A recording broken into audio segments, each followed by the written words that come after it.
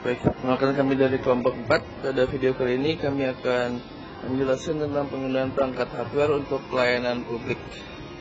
Ya, langsung saja. Yang pertama ada keyboard. Keyboard adalah salah satu perangkat input komputer di mana keyboard berisi susunan huruf, angka, dan fungsi kontrol yang lain. Meskipun bukan satu-satunya perangkat input pada komputer, peran keyboard sangatlah penting karena sebagian perintah yang berupa teks dan komando lain yang dimasukkan ke dalam sistem komputer melalui keyboard. Terkait bentuknya, keyboard didesain mirip dengan tools mesin tik, hanya saja ada beberapa fitur lain yang ditambahkan. Yang kedua, mouse. Ada alat kecil yang menyerupai tikus yang dapat digunakan dengan satu tangan. Mouse adalah salah satu perangkat keras masukan atau input penting yang harus ada ketika kita ingin mengoperasikan sebuah komputer. Fungsi utama mouse sebagai alat penunjuk atau pointing device menjadi sangat penting dan berguna ketika pertama kali ditemukan. Next, ada joystick, alat yang dapat menggerakkan satu gambar atau kursor tertentu dalam layar monitor. Joystick sering digunakan untuk mengontrol video game dan biasanya memiliki salah satu atau lebih tombol tekan yang statusnya juga dapat dibaca oleh komputer. Variasi joystick yang populer yang digunakan pada konsol video game modern adalah stick analog. Ada digitizer, alat ini menggunakan pena elektronik atau alat salin, semacam mouse yang disebut pak atau mengubah gambar dan foto ke dalam bentuk data digital. Scanner, alat yang digunakan untuk memasukkan gambar, grafik, dan teks ke dalam memori komputer secara cepat dan mudah.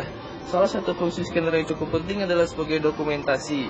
Banyak orang menggunakan scanner saat mendokumentasikan atau menyimpan berkas yang dianggap penting, sehingga scanner bisa menjadi pilihan tepat untuk menyimpan berkas tersebut agar tidak mudah hilang dan rusak. Selanjutnya ada OCR atau Optical Character Recognition. Teknik ini digunakan untuk mengubah gambar berisi teks, baik itu hasil ketik dari mesin tik, cetakan komputer, ataupun tulisan tangan menjadi teks yang dapat diolah kembali di komputer. Berikutnya ada Light Pen. Digunakan untuk memasukkan data dalam bentuk grafik dalam komputer. Data dimasukkan dengan cara melukiskan pena pada suatu media. Next ada barcode reader. Fungsi barcode reader adalah untuk membaca sebuah kode yang berbentuk kotak-kotak maupun berbentuk garis tebal vertikal yang kemudian diterjemahkan dalam bentuk angka-angka. Berikutnya ada